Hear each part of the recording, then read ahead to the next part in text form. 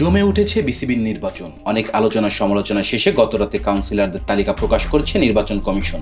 শনিবার ছিল মনোনয়নপত্রের সংগ্রহের প্রথম দিনেই দেখা গেল চমক। অনেকটা আলোচনার বাইরে থেকে এসে নির্বাচনের জন্য মনোনয়নপত্র তুলেছেন সাবেক ক্রিকেটার আব্দুর রাজ্জাক।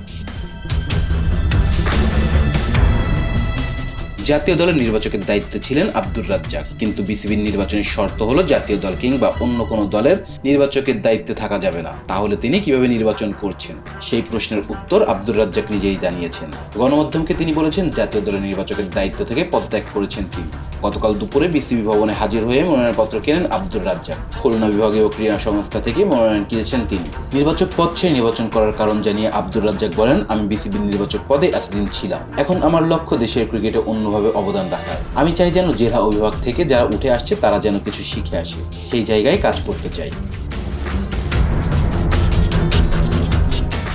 খুলনা বিভাগের ক্রীড়া সংস্থার কাউন্সিলর হিসেবে খুলনা বিভাগের জন্য কাজ করতে চান রাজ্জাক। একই সঙ্গে বাংলাদেশের সামগ্রিক ক্রিকেটের উন্নয়নে কাজ করতে চান তিনি। 2021 সালের জানুয়ারিতে নির্বাচন কমিটিতে যোগ দেন আব্দুর রাজ্জাক। তফসিল অনুযায়ী আগামী 6 অক্টোবর অনুষ্ঠিত হবে বিসিবির নির্বাচন।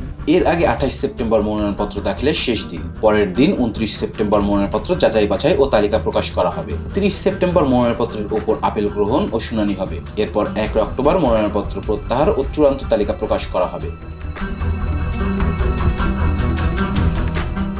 Rezan Islam, B sports. Please subscribe our channel to get more information about Cricket World.